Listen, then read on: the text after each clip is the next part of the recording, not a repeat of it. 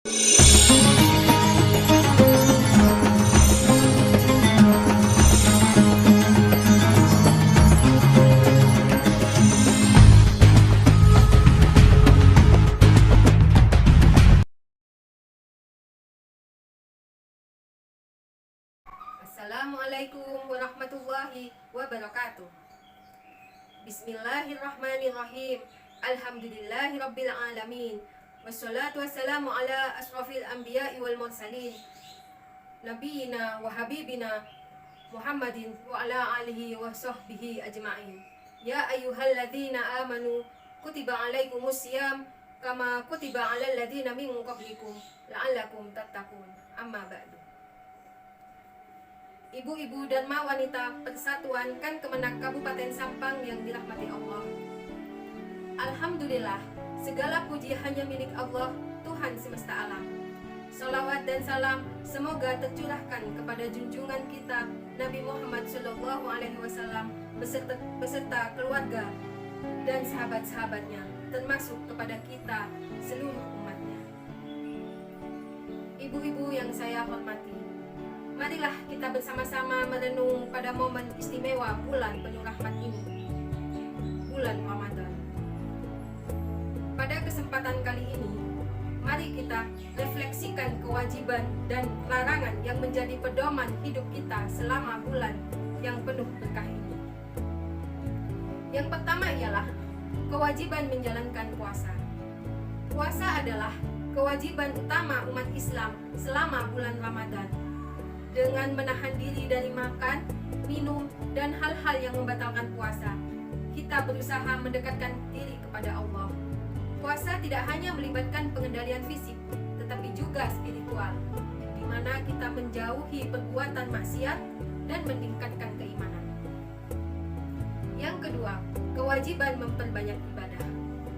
Ibu-ibu dan wanita Persatuan Kemenak Sampang rahimakumullah. Selain puasa, kita diwajibkan untuk meningkatkan amal ibadah lainnya. Sholat, zikir, membaca Al-Quran, dan sedekah menjadi sarana untuk memperkuat hubungan kita dengan Allah.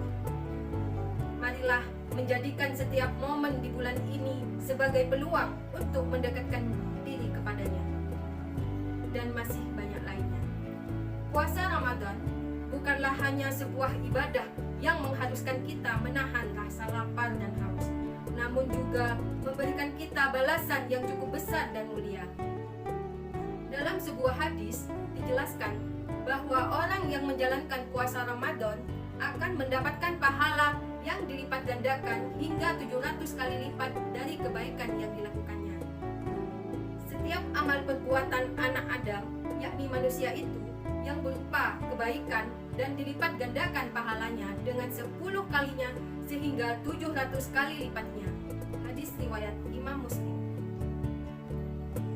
Ibu-ibu dan wanita Persatuan Kemenak Sampang yang saya banggakan, ada beberapa larangan-larangan yang harus dihindari selama bulan Ramadan. Tidak hanya dalam konteks fisik, tetapi juga moral. Jauhilah perbuatan yang dapat merusak ibadah kita, seperti berbicara buruk, menyebarkan fitnah, dan yang dapat berperilaku negatif, dan lain sebagainya. Kesadaran akan larangan ini membantu kita menjaga kebersihan hati dan perilaku selama bulan Ramadan. Lantas, apa saja sih larangan saat bulan Ramadan selain hal di atas tadi? Beberapa larangan saat puasa Ramadan antara lain, yang pertama, makan dan minum. Larangan yang pertama tentu larangan makan dan minum. Dalam menjalankan ibadah ini, umat muslim dilarang untuk makan dan minum dari waktu fajar hingga maghrib. 2. Berhubungan seksual. Kedua adalah melakukan hubungan seksual.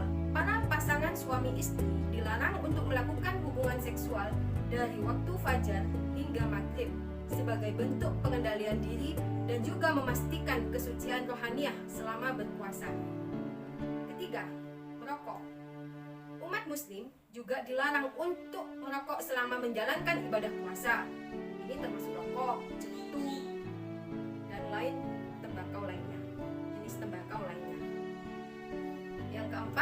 memasukkan benda ke lubang tubuh.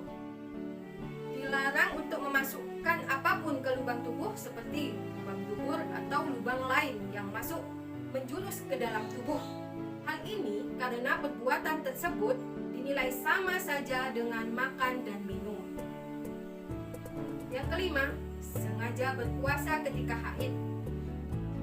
Apabila ada seorang wanita yang tengah haid atau sejenisnya tetap melakukan puasa dengan sengaja, maka hal itu adalah larangan dan ia tidak akan mendapatkan amal kebaikan sedikit pun. Yang keenam, muntah dengan sengaja. Dilarang muntah dengan sengaja, kecuali jika muntah yang disebabkan karena sakit, keluar secara refleks, atau tidak dapat ditahan. Yang ketujuh, berdusta.